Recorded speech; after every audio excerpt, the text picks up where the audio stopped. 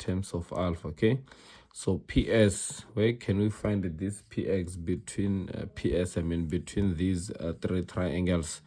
We can find PS in triangle PRS and triangle PVS. Okay, so basically PS is the common side between these two triangles.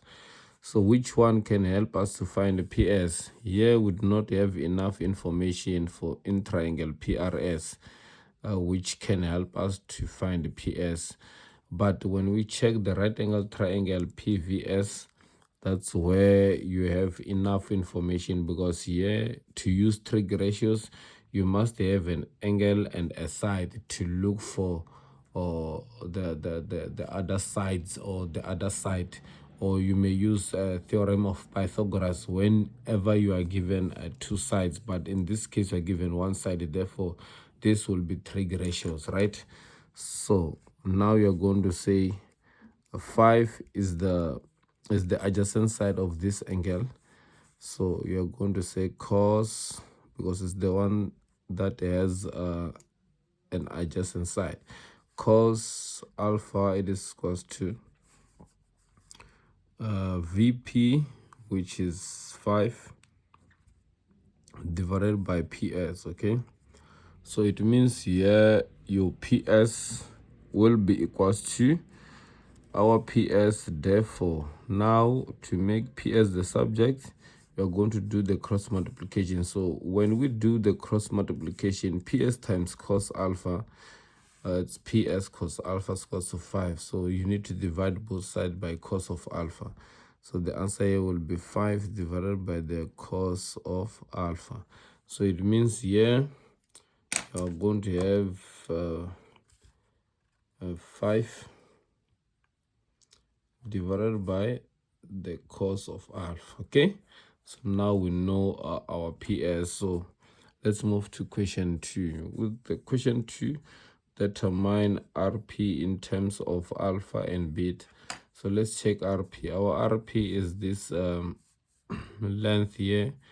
Okay, so what do we have? What do we have in this triangle, so that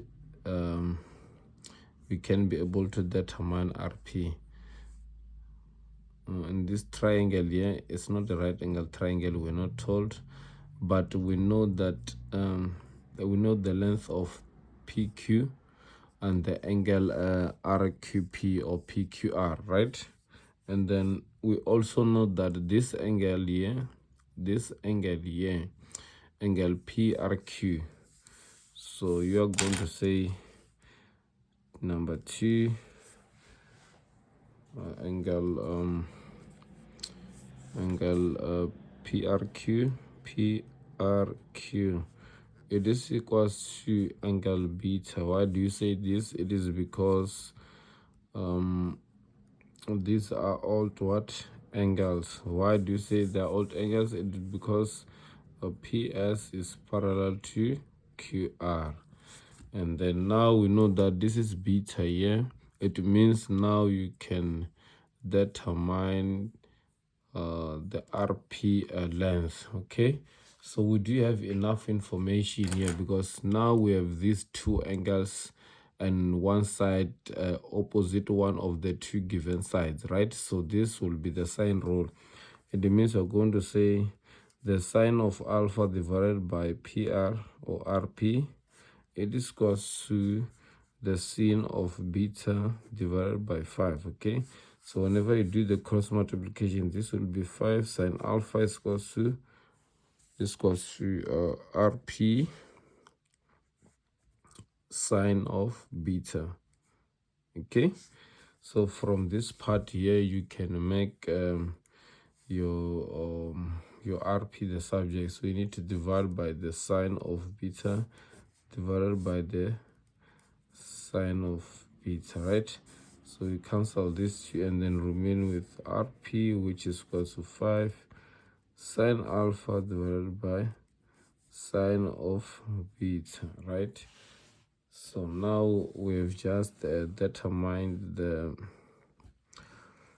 the length of RP, which is 5 sin alpha divided by sin beta. Okay, so now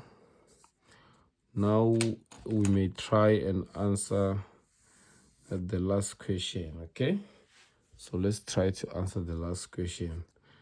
The last question, what do we have here?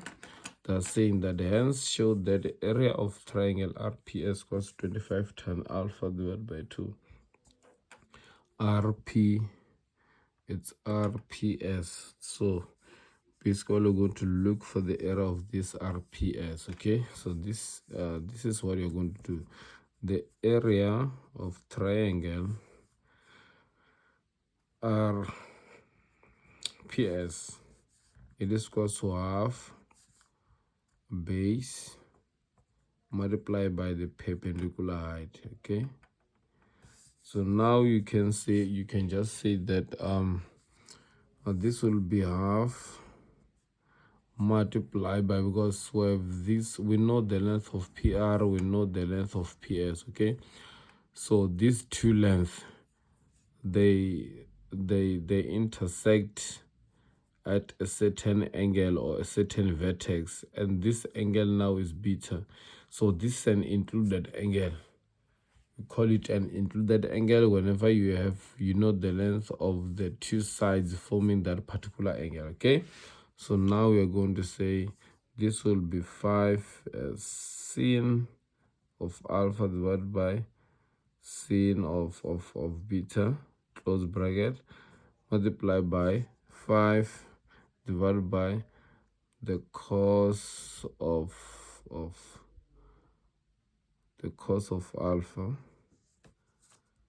Oh yeah, I'm supposed to include sin, right? Just that I do not have enough space, but let me try to have an extra copy here so that you guys can see what I'm talking about, because here I should have added a sign of angle RPS. Okay, but nevertheless it's fine. Let me just write it here. So you are going to say the length, the area, it is equal to half base times the perpendicular height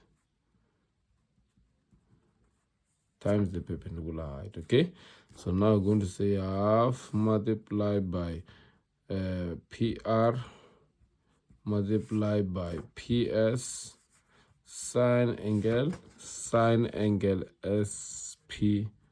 Okay, so you substitute half multiplied by PR, it's 5 sin alpha divided by sin beta, close bracket. So you can also multiply by PS, which is 5 divided by the cos of alpha sine angle beta. So from this point here, you can just cancel the two. You cancel just because there is this multiplication. Like between all these three values, they are being multiplied by each other. Okay, so it means now the focus will be multiplying everything on the numerator. Okay, so 1 times 5 is 5 sine alpha times 5 is 25, so this will be 25. It's 25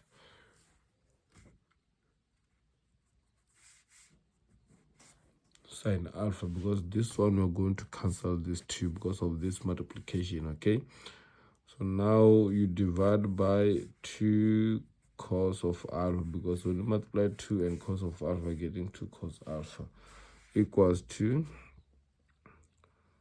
sine divided by cos. This can be written as the tan of alpha. Okay, it's tan of alpha. So it's 25 tan alpha divided by 2. I'm writing tan alpha because here you're going to have sine divided by cos. Sine divided by cos, they are equals to tan. So we are done, guys. I hope you will enjoy. Thank you very much.